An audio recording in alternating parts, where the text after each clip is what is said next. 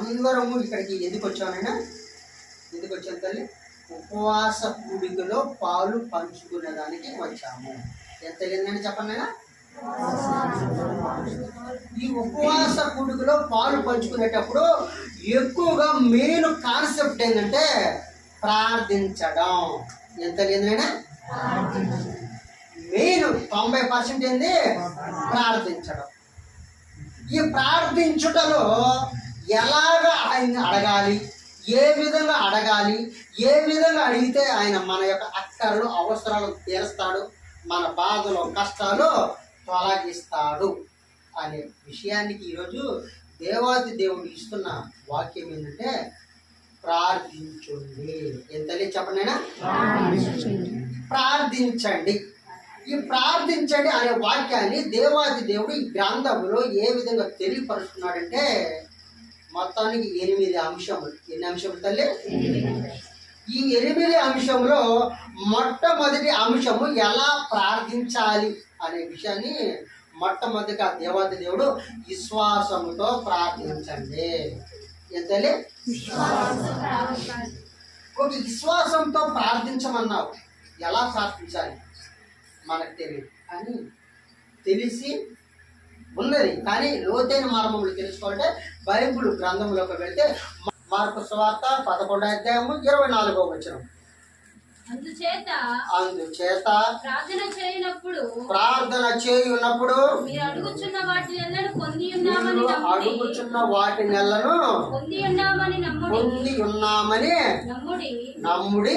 అప్పుడు అవి మీకు కలుగునని మీతో చెప్పుచున్నాను.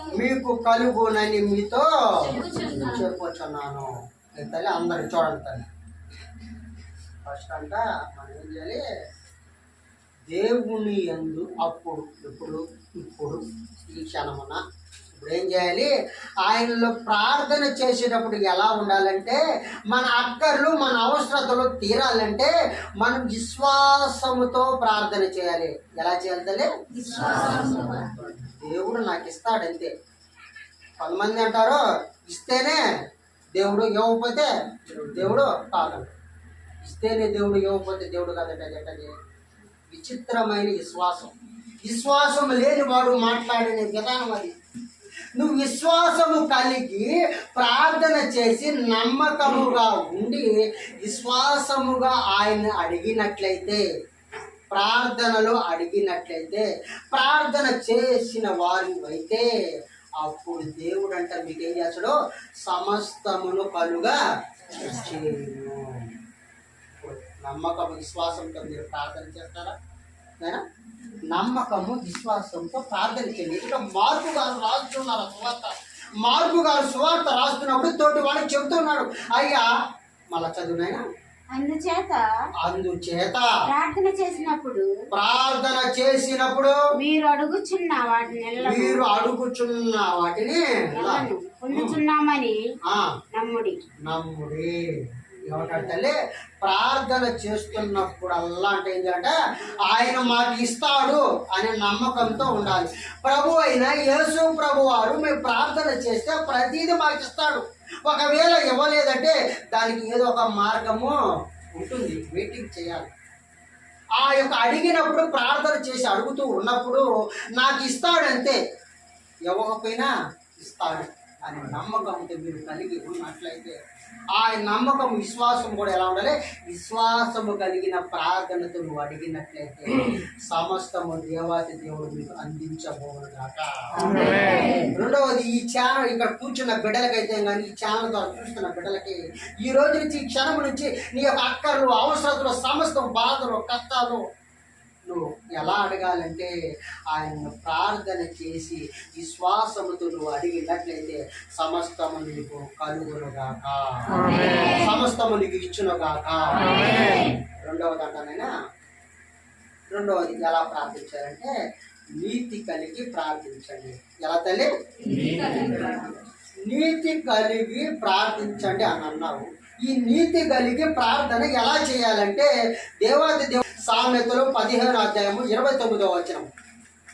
ఎలా నీతి కలిగి ప్రార్థించాడో దేవాతి దేవుడు. భక్తిహీనులకు భక్తిహీనులకు యెహోవా దురస్తుడు, యెహోవా దూరస్తుడు. నీతిమంతుల ప్రార్థన నీతిమంతుల ప్రార్థన ఆయన అంగీకరించును. ఆయన అంగీకరించును. ఆయన దూరపు చుట్టం ఎలా ఉంటాడు? నాయన దూరపు చుట్టం వచ్చాడు, జస్ట్ వచ్చాడో చూసుకున్నాడా వెళ్ళిపోతాడు. దగ్గర చుట్టం అయితే ఏమంటాడు? కాస్త కూర్చో ఈ బేజాలు బాధలు కాదన్నా, మరి మనోడరా మన బాధలు కష్టాలు ఏదో నేను ఆ వంతు నేను కొద్దిగా హెల్ప్ చేయాలా అనేది ఒకటి ఏదో దగ్గర పని. ఇప్పుడు దేవుడు భక్తిహీనులకు యెహోవా దూరస్తుడు అన్నాడు. భక్తిహీనులకు ఎలాగ దూరస్తుడు అంటే దూర బంధువులు అంటాడు. ఎలాగో అటు వచ్చి అటు చూసుకొని వెళ్ళిపోతుంటాడు. కానీ భక్తిహీనులంట దేవుని ఎరగతారు, కానీ దేవుని యందు లోతుగా ఉండలేరు. దేవుని యందు ఆయన యందు జీవము కలిగి ఆయన యందు నడవడికలో ఉండి ఆయన యందు నడవలేని వారుగా ఉంటారు. దేవుని ఎరగతారు కాదలా, మేము పేరుకి క్రిస్టియన్స్ క్రైస్తవం అంతే. కానీ దేవుని యందు డీప్గా లోతుగా ఆయన యందు నమ్మకముగా ఉండలేని పరిస్థితిలో ఉన్నారు. భక్తి హీనముగా ఉంది. ఆ భక్తి ఎలా ఉంటుంది తల్లి? భక్తి హీనంగా ఉంటుంది. పైకి వచ్చారా చూసుకున్నారా వెళ్ళిపోయారా అన్నాడు. కానీ దేవుడు అంటాడు భక్తిహీనులకు దేవుడు నన్ను ఎరిగారు కానీ ఏమి ప్రయోజనం? క్రైస్తవులు అంటున్నారు ఏమి ప్రయోజనం? మీరు నా యొక్క విషయంలో నేను మీ యొక్క విషయంలో దూరస్తుడుగానే ఉంటాను. అయితే భక్తిగా ఉండి నీతిమంతులు కలిగి ప్రార్థన చేస్తే ఎలా ఉంటుంది? దేవత దేవుడు ఆయన అంగీకరించు. నీతిమంతుడవై ఉండి నీతి కలిగి జీవించి దేవుని యొక్క నడవడికలో నడిచిన వాడివై నిత్యమైన వాక్యమును అనుసంధానముగా నడుస్తూ ఎక్కడ ఏమి చేయాలి, ఎక్కడ ఏది చేయకూడదు, పెద్దలు గౌరవించాలి, చిన్న పెద్ద అందరూ గౌరవించాలి, ఎక్కడ ఏ టైంలో ఎలా ఉండాలి, వాక్యానుసారంగా ఎలా నడుచుకోవాలి, అన్ని విషయంలో కలగలిపి నీతిమంతుడుగా నువ్వు ఉండినట్లయితే అప్పుడు నువ్వు ప్రార్థన చేస్తే ఎలా ఉంటుందంట? ఆయన నీ ప్రార్థనే అంగీకరిస్తాడు. ఈరోజు మనం కూడా అలాగే ఉన్నామా? నీతిమంతులుగా ఉన్నామా? నీతి కలిగి ఉన్నామా? ఆయన నడవడికలో నడిచే వారిముగా మనం ఉన్నామా? ఒకవేళ ఒడుదుడుకులు ఉన్నా మనం ఏం చేయాలి? ఏం చేయాలైనా సరిదిద్దుకోవాలి. అంటే దేవుడి వాక్యం ద్వారా తెలియపరుస్తున్నాడు. నువ్వు నీతిమంతుడుగా నీతి కలిగి ఉన్నప్పుడు ఏదో ఒక సంథింగ్ ఒకటి అలా పొరపాటు జరుగుతున్నప్పుడు నువ్వు కళ్ళు మూసుకొని ప్రార్థనలో ఏకీభవించి సాయంకాలం అయ్యా నేను ఈ రోజంతా ఈ పొరపాటు జరిగించాను, ఈ పొరపాటు నేను తెలియక చేశాను, కానీ నన్ను సరిదిద్దు, ఇక నుంచి అది నేను ఇక చేయకుండా సరైన మార్గంలో నడిచేవాడిగా సరిదిద్దుకొని మళ్ళా పొరపాటు రానికుండా చేసుకునే భాగ్యాన్ని అవకాశాన్ని నీతిమంతుడిగా ఉండేటట్టు నన్ను చేయి. అది అంటున్నాను. భక్తి హీనంగా ఉంటే ఏదో పై భక్తిగా ఉంటే నేను వాళ్ళకి దూరంగా ఉంటాను. వాళ్ళ ప్రార్థన నేను అంగీకరించను. ఎవరైతే నా యందు నీతిమంతుడై నీతి కలిగి జీవిస్తాడో వాళ్ళ యందు నేను ఉంటాను. వాళ్ళు ప్రార్థించినప్పుడు నేను వాళ్ళ యొక్క ప్రార్థన మొర నేను వింటాను అంటున్నాడు. అటువంటి ప్రార్థన మీరందరూ చేయుదురుగాక. అటువంటి ప్రార్థన మీరు నీతిమంతు కలిగి మేము జీవిస్తాము, ఈ రోజు నుంచి మా యొక్క ఒడిదుడుకులు మేము సరిదిద్దుకుంటాము, దేవుని యందు నడవడికలో నడుస్తాము అన్నవారైతే దేవుని మూడవదిగా పాపము ఒప్పుకొని ప్రార్థన చేయండి. ఎలా తెలియదైనా మూడవదిగా పాపమును ఒప్పుకొని ప్రార్థించండి అనే మాట దేవాతి దేవ గ్రంథంలో 1వ యోగోను 1వ అధ్యాయము 9వ వచనం. 1వ యోగోను 1వ అధ్యాయము 9వ వచనం. ఎలా పాపము మన పాపములను మనం ఒప్పుకొని ఎడల ఆయన నమ్మదగిన వాడును నీతిమంతుడు గనుక ఆయన మన పాపములను క్షమించి సమస్త దుర్నీతి నుండి మనం పవిత్రులుగా చేయును. ఆయన నీతిమంతుడు, నీతి పరుడు, నిజమైన సృష్టికర్త. మా దేవుడు ఎటువంటి తెలుసా? పుట్టక ముందే దేవుడు. ఎట్లే ఆయన పుట్టక ముందే దేవుడు. ఎందుకు ఏమిటి గ్రంథంలో అని అనుకో, ఓకే బైబిల్లోనే మొదటి పుస్తకంలోనే ఆది ఎందుడు ఏం చేశాడు దేవుడు? ఆ జలములో ఎద్దంట ఆయన ఆత్మ ఘోషిస్తోంది. జలములో ఎద్ద ఆయన ఆత్మ ఏం తెలుసా? ఘోషిస్తుంది. ఎందుకంటే ఆత్మ నాలాంటి మనుషుడిని తయారు చేయాలని దేవుని యొక్క ప్రణాళికలో ఉంది. దేవుని యొక్క ఆత్మ ఆ రోజులోనే ఉంది.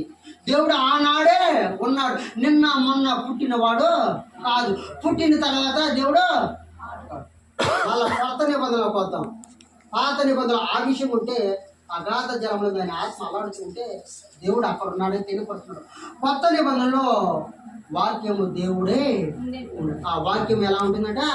శరీరధారి అయి మన మధ్యన నివసించడం. ఆడ కూడా తెలియపబడినదే లేదా దేవుడు ఎక్కడ ఉన్నాడు? ఎవరికైనా మీరు చెప్పవలసిన మాట తెలుసా? దేవుడు మా నిజమైన దేవుడు ఎలానైనా పుట్టక ముందే దేవుడయ్యా. మనుషులను తయారు చేయక ముందే దేవుడు. నిజమైన దేవుడు, సృష్టికర్త ఆయనే అని మీరు గర్వంగా చేతులు ఎత్తుకొని మీరు గుండెల మీద చెయ్యి వేసుకొని మరి మా దేవుడు గురించి మీరు చెబుతారని మీరు అనుకుంటున్నారు. దేవాన్ని ఇకనైనా మీరు మీ దేవుడు ఎటువంటి వాడు, ఎక్కడ వాడు అడిగితే మీరు చెప్పగలుగుతారా?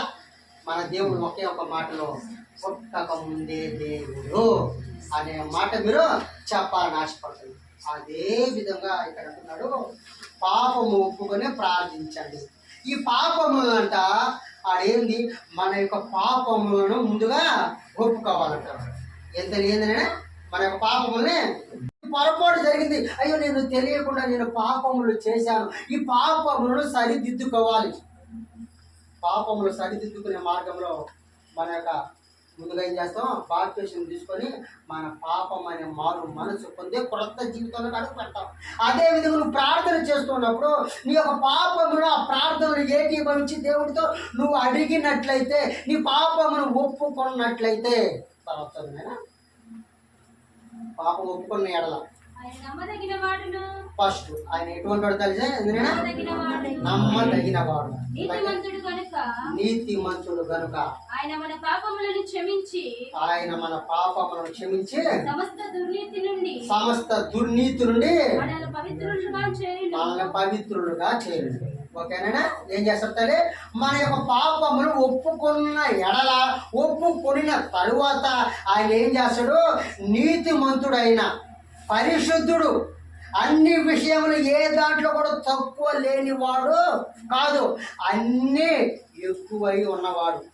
అటువంటి దేవుడు నువ్వు ఎరిగి ఉన్నావు కనుక నువ్వేం చేయాలి? దేవుని మీద పాపములు ఒప్పుకొని ప్రార్థన చేసినట్లయితే ఆయన ఏం చేస్తా? నీ పాపములను క్షమించబడతాయి.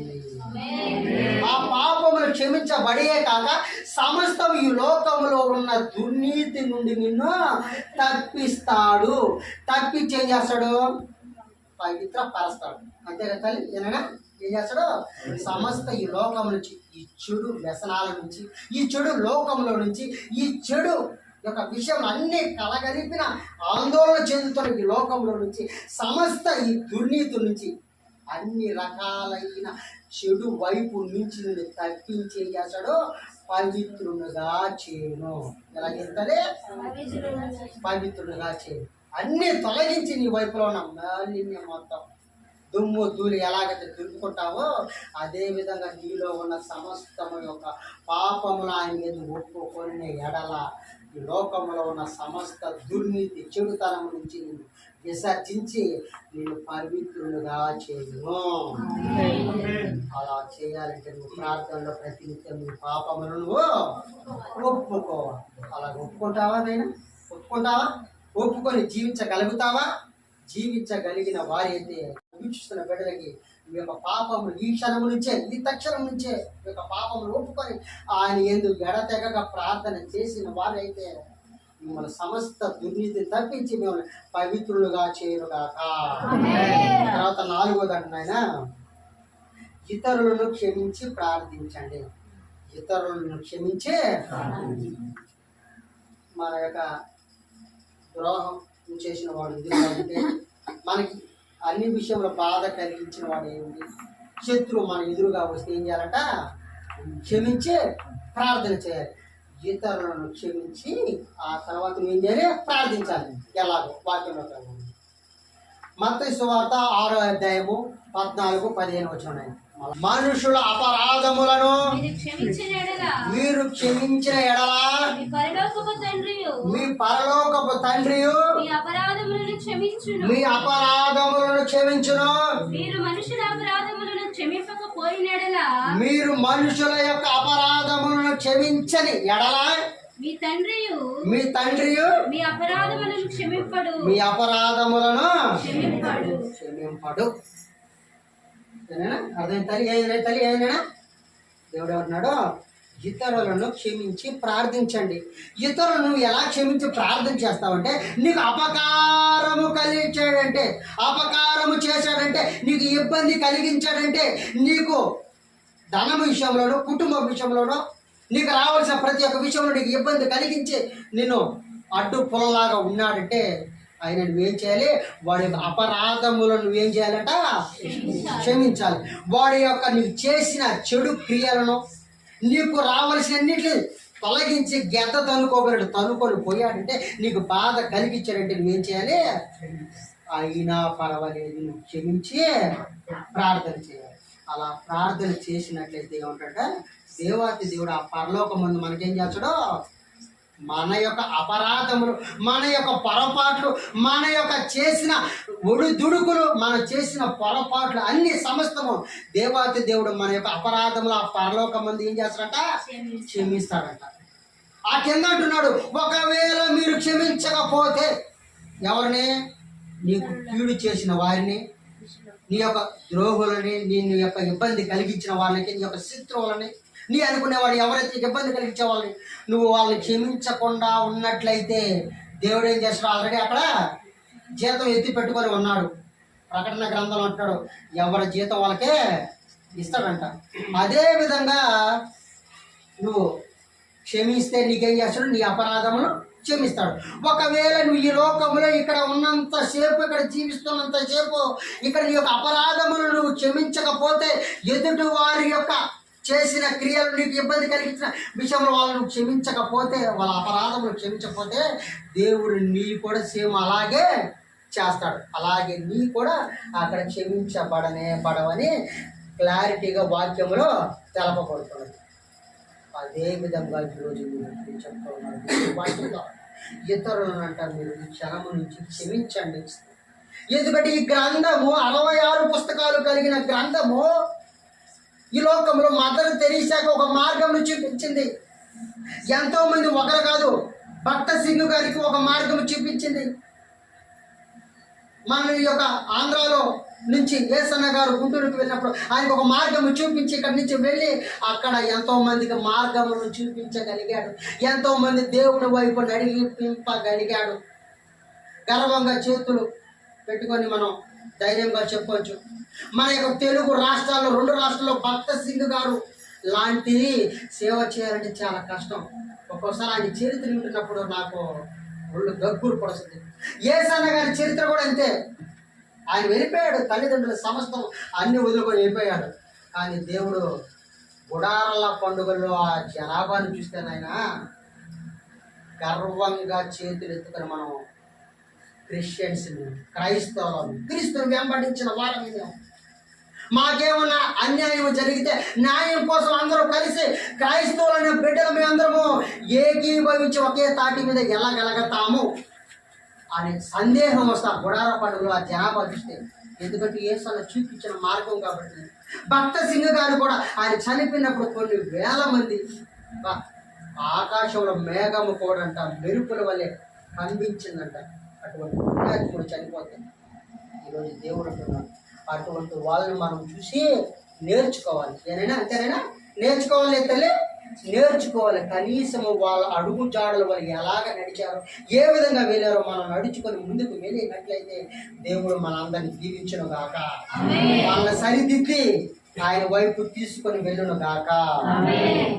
అదేవిధంగా ఇక నుంచి నువ్వు ఇతరుల యొక్క అపరాధములను క్షమించినట్లయితే దేవుడు కూడా నీ అపరాధములు ఆ పరలోకమందు నీ యొక్క పాపములు అపరాధములు క్షమించబడును గాక. అలాగేనైనా తరువాత మాటనైనా దేవుని కొరకు కనిపెట్టి ప్రార్థించండి. ఏం తల్లి? తర్వాత మాట ఏం తల్లి? దేవుని కొరకు కనిపెట్టి ప్రార్థించండి.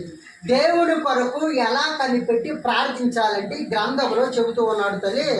కీర్తనలో 38:15 ఆయన, యెహోవా నీ కొరకే నేను కనిపెట్టుకొని ఉన్నాను, నీ కొరకే నేను కనిపెట్టుకొని ఉన్నాను, నా కాలు జారిన ఎడల నా కాలు జారిన ఎడల ఆయన నా మీద అతిశయపడుదురని ఆయన నా మీద అతిశయపడుదురని నేను అనుకొనుచున్నాను.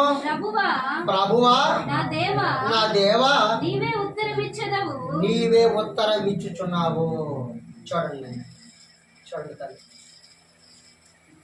దేవుని కొరకు కనిపెట్టి ప్రార్థించండి అంట.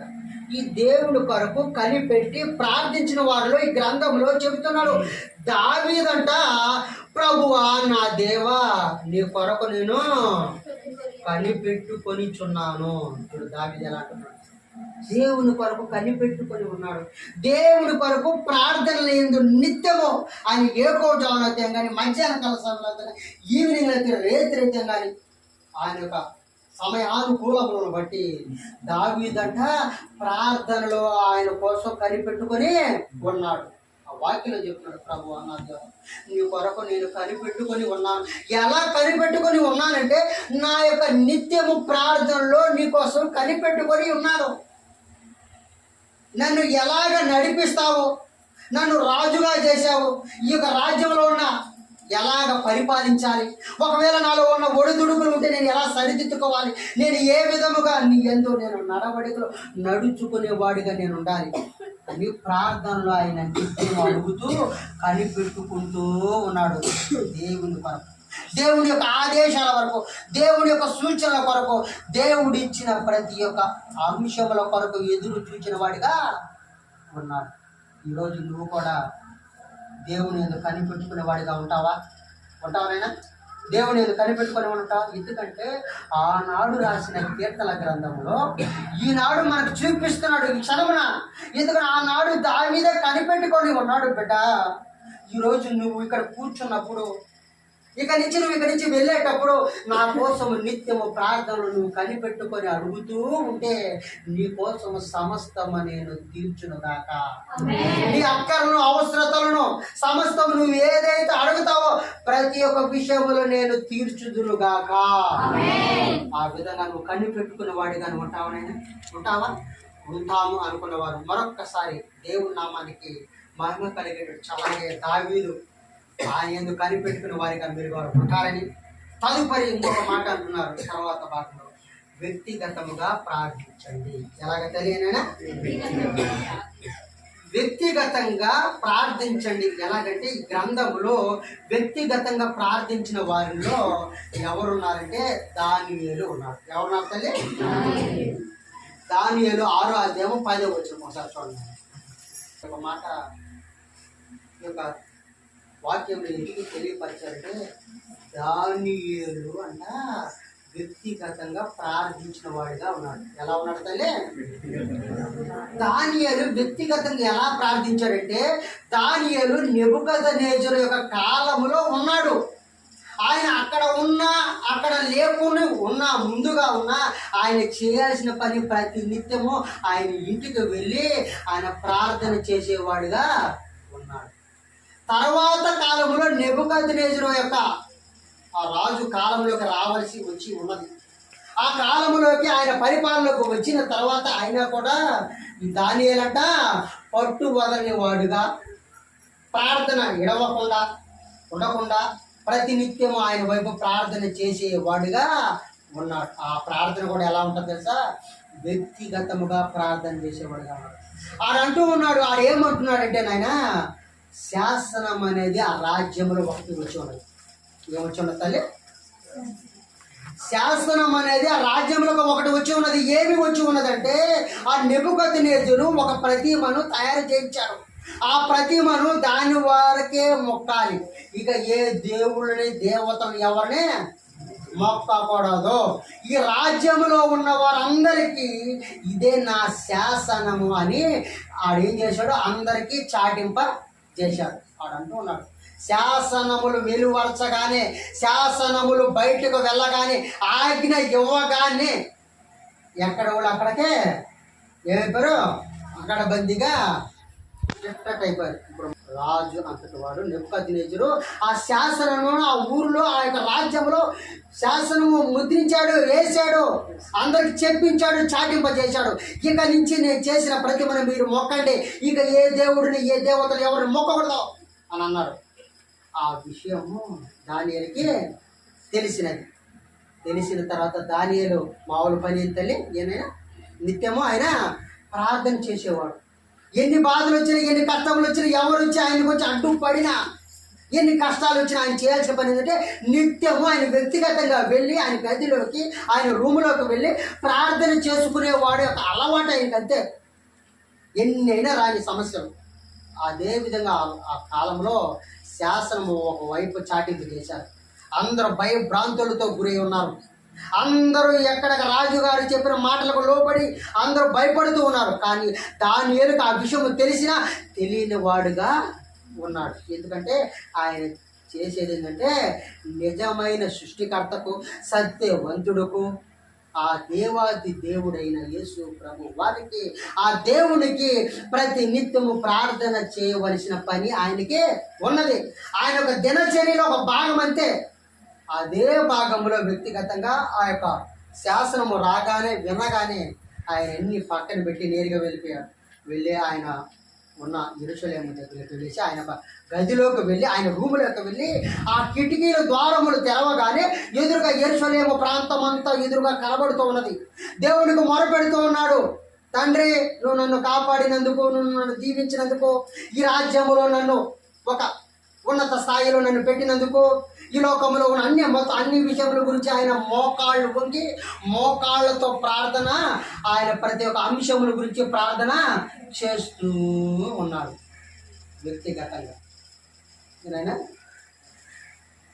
అదే విధంగా వ్యక్తిగతంగా నువ్వు చేయగలుగుతావా?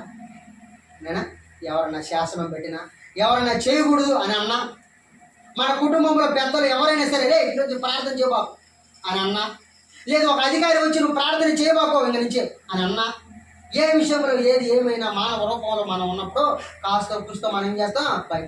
భయపడతాం ఇస్తే. కానీ దానియేలు అటువంటి రాజుని ఎదిరించి వ్యక్తిగతంగా ఆయన రూములోకి వెళ్ళి కిటికీలు తెరిచి యెరూషలేము వైపు ప్రార్థన చేస్తూ ఉన్నాడు. అటువంటి ప్రార్థనలు చేయాలని ఆశ కలిగి ఉన్నాడు. దానియేలు ఈరోజు ఇప్పుడు నీకు తీసుకొని వచ్చాడు, నీకు చెబుతూ ఉన్నాడు, దానియేలు లాగా వ్యక్తిగతంగా ప్రార్థన చేసేవాడిగా నువ్వు ఉన్నావా? కనీసం కొద్ది నిమిషాలైనా నువ్వు ఉన్నావా?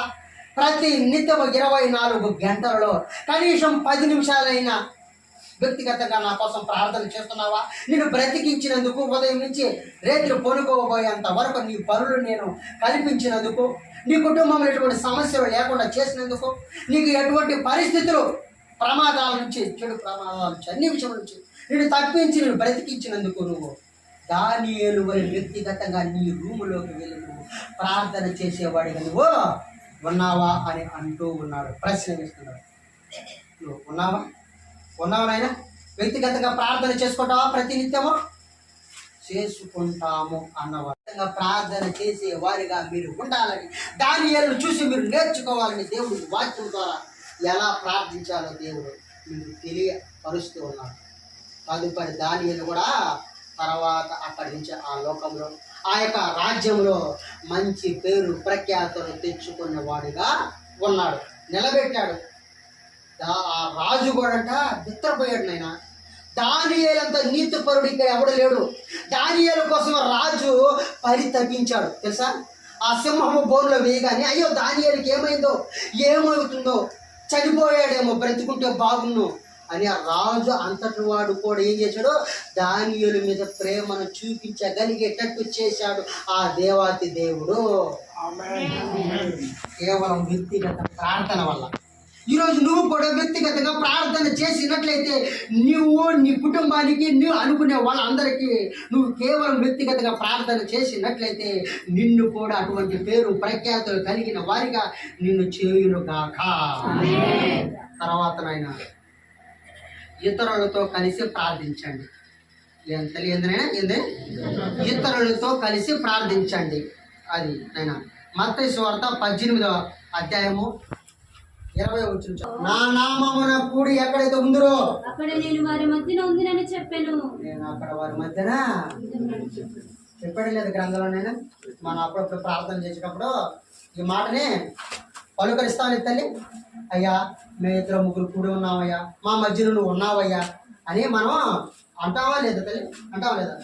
అదే విధంగా మళ్ళా ఈ వాక్యం అంటున్నాడు, ఎక్కడైతే 2-3 కూడి నా నామమున కలిసి మీరు ప్రార్థన చేస్తారో అక్కడ నేను ఉంటానని వాక్యములో తేటగా స్పష్టంగా క్లారిటీగా దేవుడి వాక్యము ద్వారా తెలియపరుస్తున్నాడు. ఇక్కడ 2-3 కంటే ఎక్కువగా మనం ఉన్నాము. ఇక్కడ ఉండేది కాక ఉపవాసముతో ఆయన వైపు తేరు చూచి ఆయన యందు ప్రార్థన చేసే వారికి ఒక్కొక్కరంగా మనము ఉన్నాము. ఆ వాక్యములు దేవుడు అన్నట్టు ఇతరులతో మనమందరము కలిసి ప్రభుదాసయ్య గారి ఫ్యామిలీ కాకుండా వాళ్ళ ఫ్యామిలీతో పాటు మనందరిని తీసుకొచ్చి ఒకే తాటికి తీసుకొచ్చి ఒకే గదిలోనికి తీసుకొని వచ్చి అందరము కలిసి ఆయన యందు ఏకీభవించే వరకుగా ఉపవాస కూడిక మనల్ని ఆయన యందు ప్రార్థన చేసే వారంగా మనందరిని నిలబెట్టినాడు. ఇటువంటి అవకాశం ఇచ్చిన దేవాతి దేవుడికి మనం ఎంత చెల్లించినా తక్కువేనండి. అటువంటి యేసు నామానికి మహిమ కలుగును కాక. దేవుడు అంటున్నాడు, 2-3 కలిగి నా నామమున ప్రార్థన చేస్తే అక్కడ నేను ఉంటానంటున్నాడు. మీరు కూడా అదే విధముగా మీరు 1-2 కలిసి ప్రార్థన చేస్తే చాలు, ఆయన మీ మధ్య ఉంటాడని దేవుడి వాక్యం ద్వారా మళ్ళా తెలియజేస్తున్నాడు. లాస్ట్గా ఇంకొక మాట ఏమంటున్నాడు తల్లి, ఉపవాసం ఉండి ప్రార్థించండి. ఎంతనే నేనా ఉపవాసం. దానియేలు 9:3 లాస్ట్ చివరి మాట అమ్మ చేస్తాడు.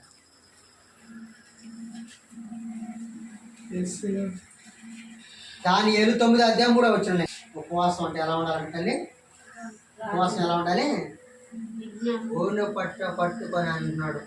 ఆ గోనె పట్ట కట్టుకొని ఎలా ఉంటారంటే దేవునిలో ఏకీభవించి ఇంకా చుట్టుపక్కల ఇంకేమి ఆలోచన ఉండదు.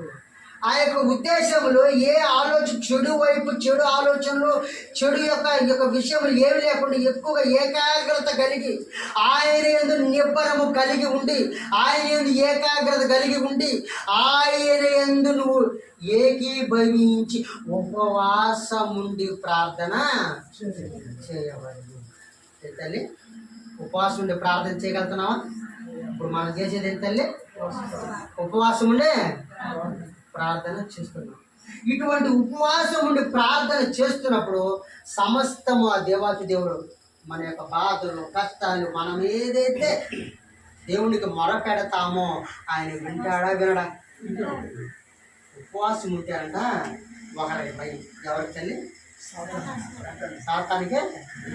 ఉపవాసం ఉండి ప్రార్థన చేస్తున్నాం కాబట్టి సాతాను ఎన్ని కుయుక్తులు మలినా ఎన్ని కుయుక్తులు చేసినా ఎన్ని పనులు చేసినా నువ్వు ఏకాగ్రత కలిగి నిబ్బరము కలిగి నువ్వేం చేయాలి? ఆయన యందు నిలబడి ఆయన ఏకాగ్రత కలిగి ఉపవాసం ఉండి ప్రార్థన చేసినట్లయితే సమస్తము నీ యొక్క అక్కర్ల అవసరం దేవాది దేవుడు తీర్చును కాక.